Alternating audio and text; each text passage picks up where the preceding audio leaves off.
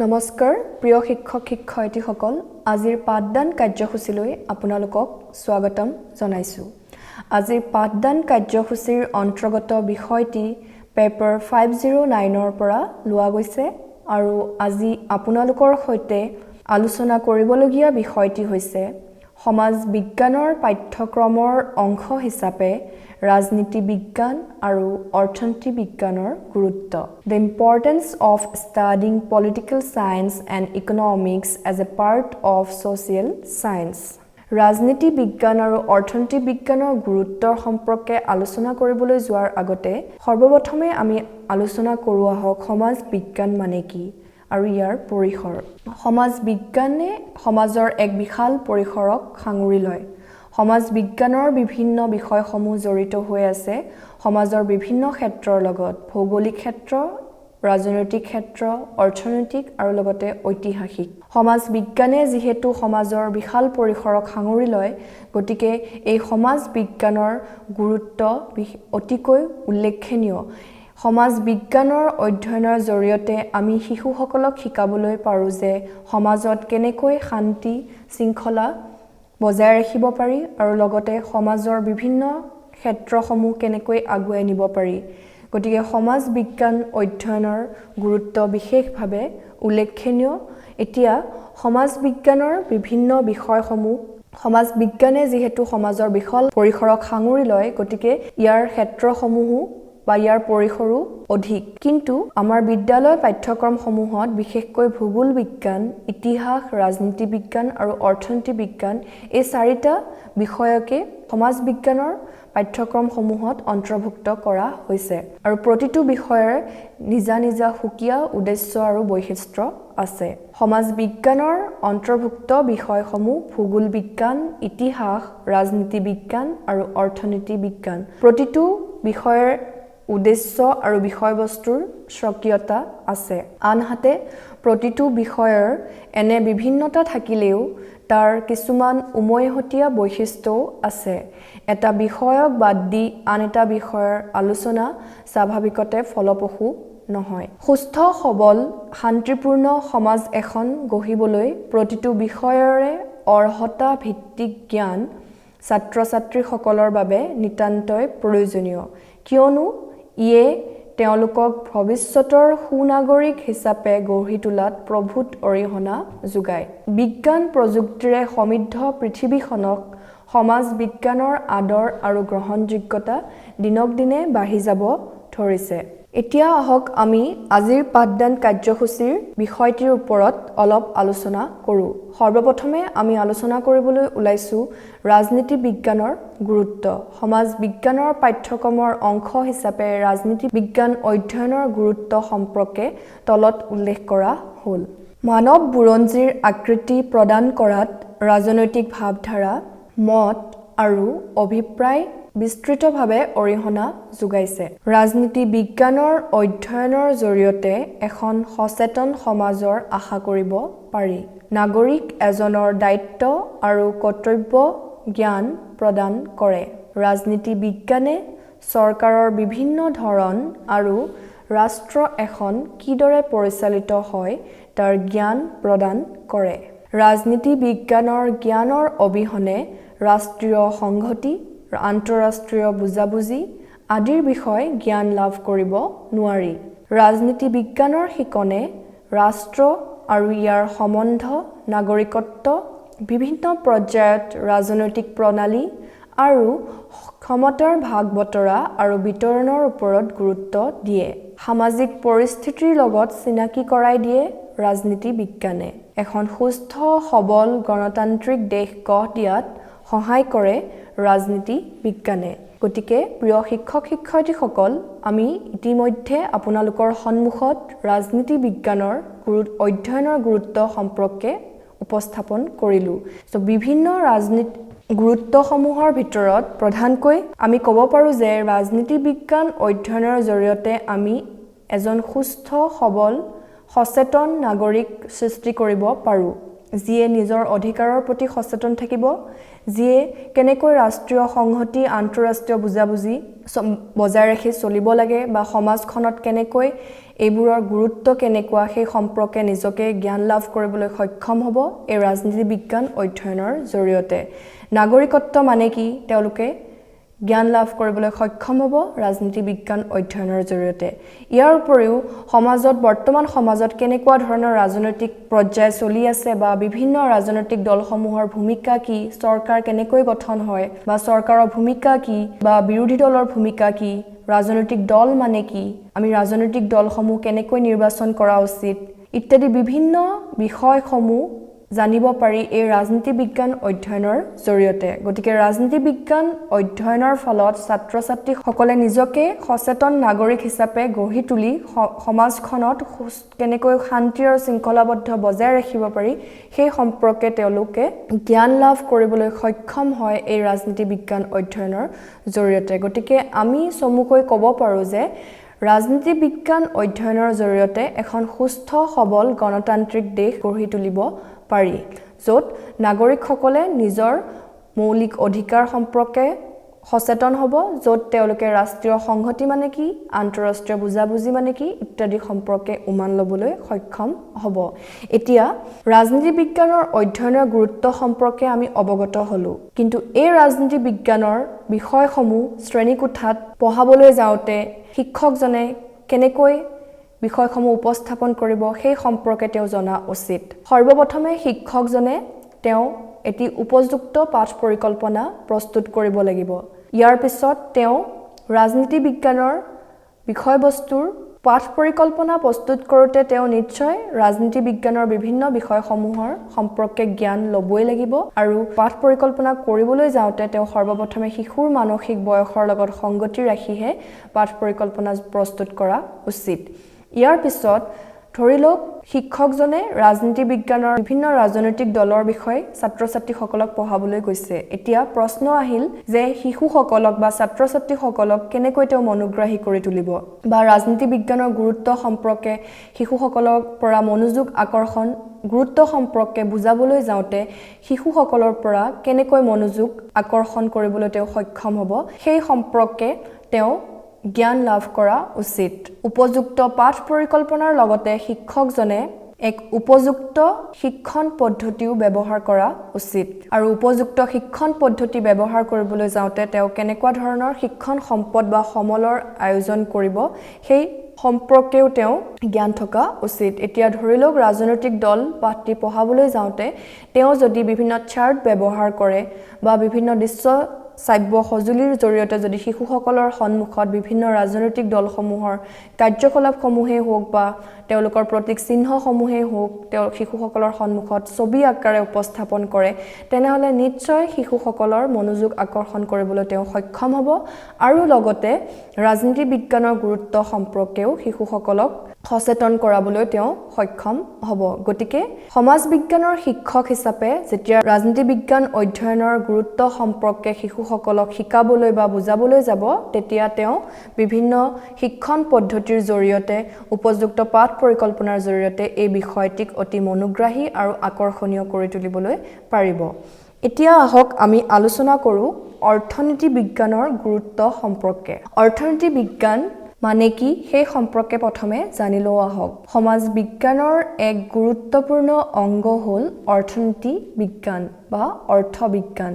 সমাজ আৰু সমাজৰ অংগ হিচাপে ব্যক্তিৰ আৰ্থিক কাৰ্যাৱলী অধ্যয়ন কৰা সমাজ বিজ্ঞানৰ বিভাগটোৱেই হৈছে অৰ্থবিজ্ঞান বা অৰ্থনীতি। অৰ্থবিজ্ঞান শব্দটো গ্ৰীক শব্দ অইকনমিয়াৰ পৰা অনা হৈছে।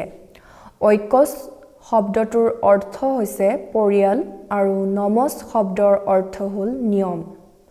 গতিকে অৰ্থবিজ্ঞানক পৰিয়াল বা সমাজ পৰিচালনাৰ নিয়ম বুলি গণ্য কৰা হয়। এতিয়া আহক আমি আলোচনা কৰোঁ অৰ্থবিজ্ঞানৰ প্ৰয়োজনীয়তা সম্পৰ্কে, অৰ্থাৎ সমাজ বিজ্ঞানৰ অংশ হিচাপে অৰ্থনীতি বিজ্ঞান অধ্যয়নৰ প্ৰয়োজনীয়তা কিয় বা শিশুসকলক কেনেকৈ লাভৱান্বিত কৰিব এই অৰ্থবিজ্ঞানৰ অধ্যয়নৰ জৰিয়তে সেই সম্পৰ্কে অলপ আলোচনা কৰা যাওক। সুস্থ গণতন্ত্ৰত নাগৰিকৰ সচেতনতা অপৰিহাৰ্য। কৰদাতা নাগৰিক এগৰাকীয়ে নিশ্চয় জানিব খুজিব চৰকাৰে কিদৰে ব্যয় কৰে, ব্যয় কৰোঁতে কি নীতি মানি চলে, সংগৃহীত ৰাজহৰ উচিত ব্যৱহাৰ হৈছে নে নাই ইত্যাদি। ব্যাপক আৰু গভীৰ দৰিদ্ৰতাৰ কাৰণসমূহ জনাত সহায় কৰে অৰ্থনীতি বিজ্ঞানৰ অধ্যয়নে। বজাৰত অত্যাৱশ্যকীয় সা-সামগ্ৰীৰ মূল্যবৃদ্ধিৰ কাৰণসমূহ জনাত জ্ঞান দিয়ে অৰ্থনীতি বিজ্ঞানৰ অধ্যয়নে। ইয়াৰ উপৰিও বিশ্বায়ন বা গোলকীকৰণৰ সম্পৰ্কে জ্ঞান ল'ব পাৰি অৰ্থনীতি বিজ্ঞানৰ অধ্যয়নৰ জৰিয়তে। অৰ্থনৈতিক বিকাশ মানে কি জানিব পাৰি, পৰিৱেশীয় অৰ্থনীতি সম্পৰ্কেও অৱগত হ'ব পাৰি। গতিকে অৰ্থনীতি বিজ্ঞান অধ্যয়নৰ প্ৰয়োজনীয়তা অতিকৈ উল্লেখনীয় বা এই ভাগটোক সমাজ বিজ্ঞানৰ অংশ হিচাপে আমি গুৰুত্ব দি ক'ব পাৰোঁ যে অৰ্থনীতি বিজ্ঞান অধ্যয়নৰ জৰিয়তে শিশুসকলক অৰ্থনৈতিকভাৱে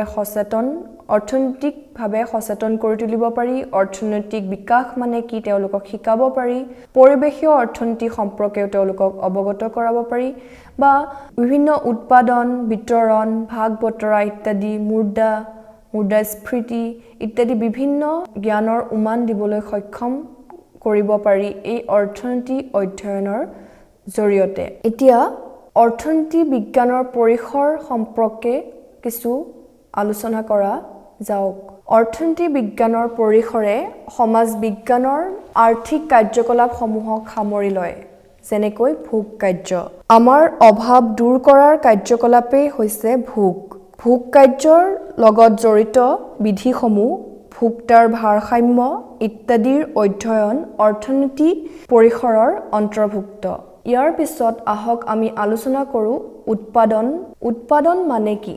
উপযোগী সামগ্ৰী অথবা সেৱাৰ সৃষ্টিয়ে হৈছে উৎপাদন।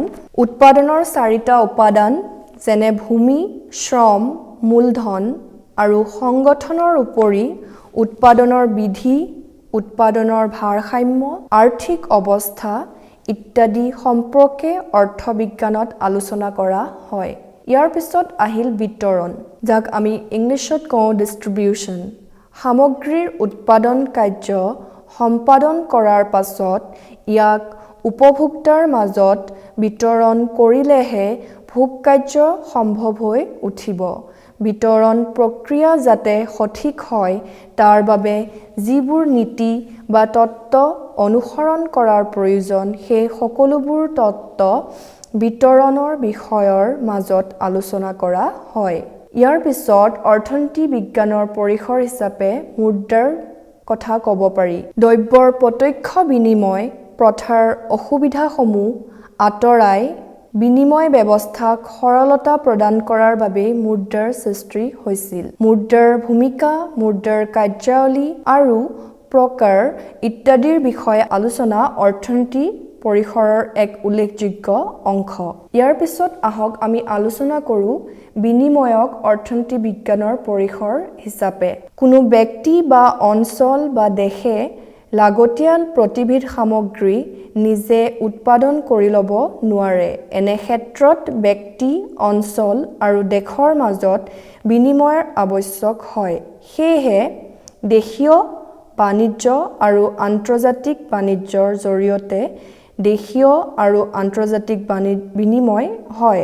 অৰ্থনীতিত এই দুয়ো প্ৰকাৰৰ বিনিময়ৰ বিষয়ে আলোচনা কৰা হয়। ইয়াৰ পিছত আহক আমি আলোচনা কৰোঁ অৰ্থনীতি বিজ্ঞানৰ পৰিসৰ হিচাপে আয়।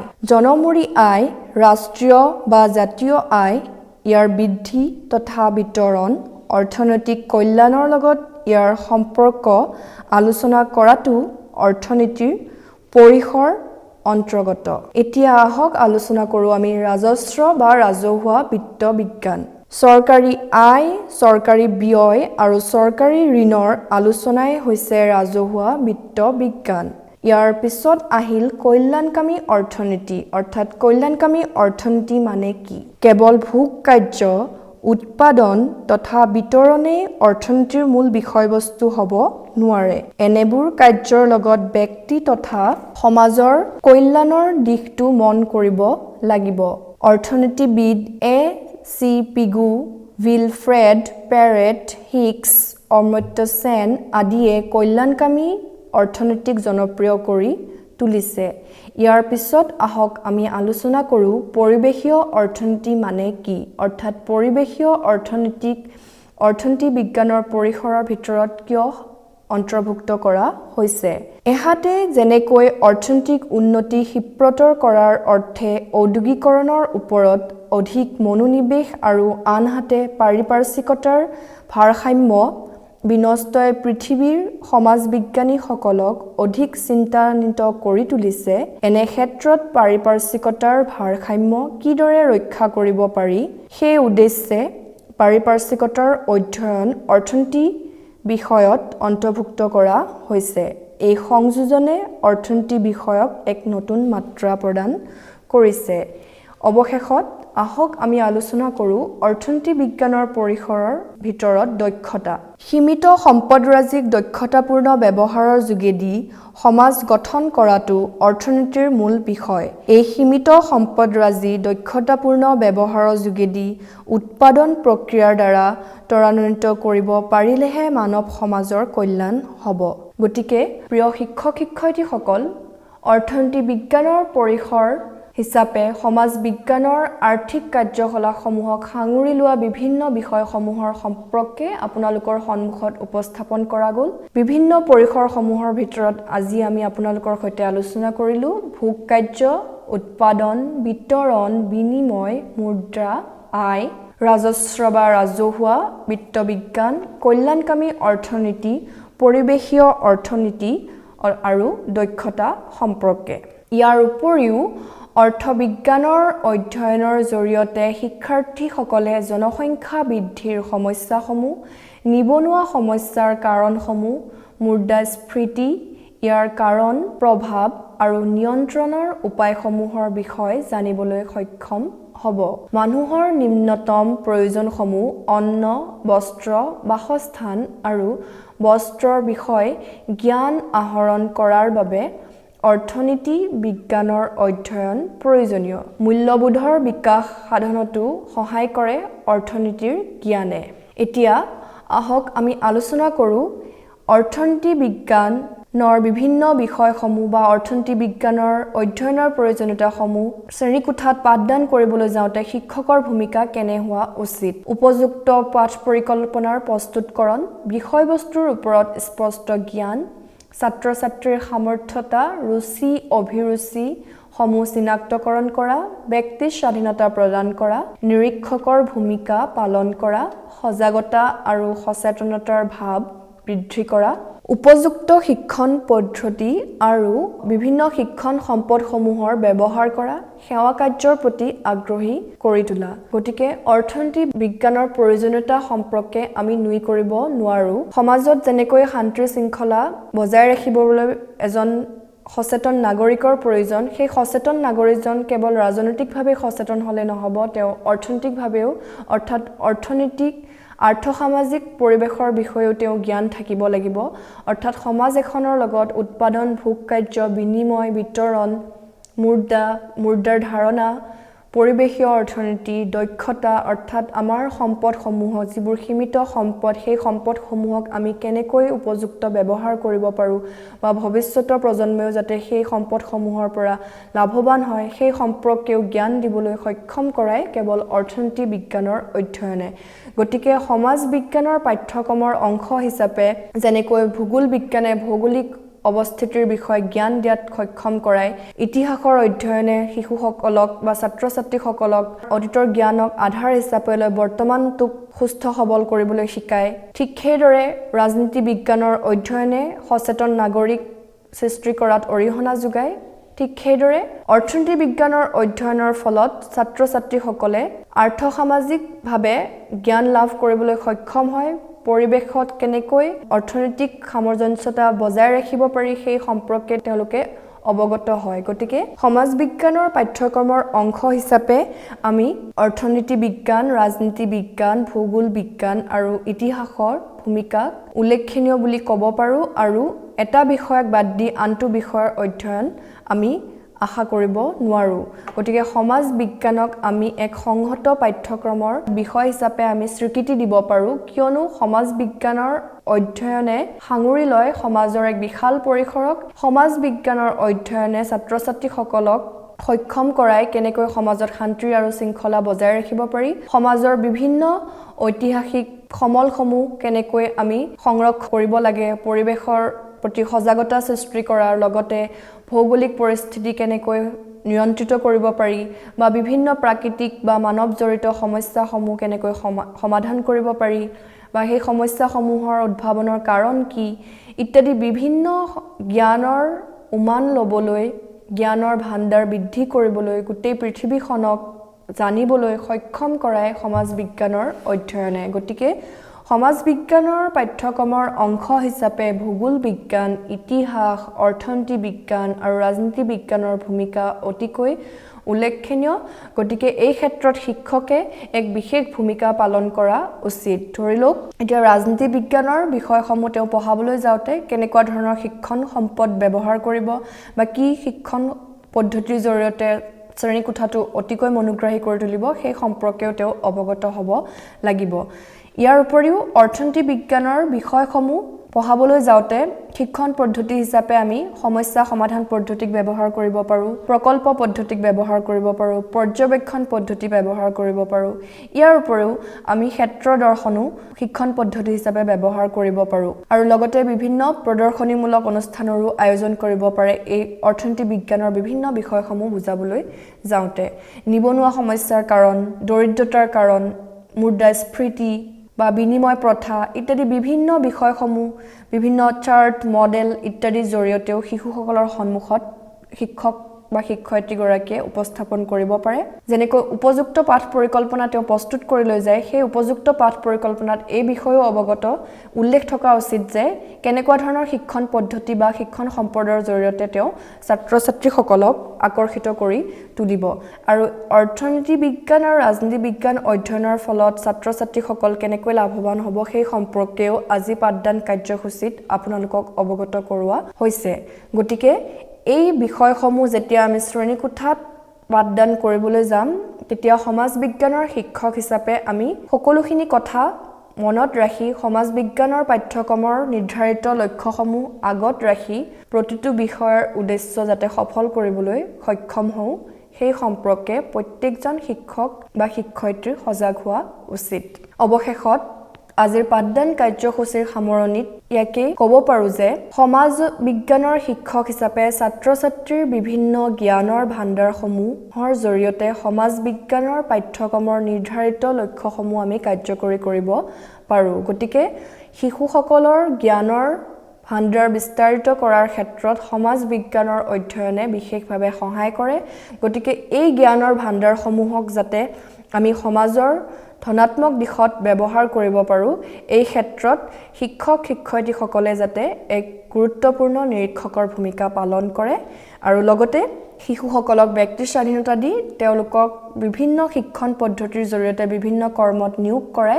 সমাজ বিজ্ঞানৰ প্ৰত্যেকটো বিষয়ৰ গুৰুত্ব সম্পৰ্কে যাতে শিশুসকলক সম্পূৰ্ণ স্পষ্ট জ্ঞান দিবলৈ প্ৰত্যেকজন শিক্ষকেই সফল হয় ধন্যবাদ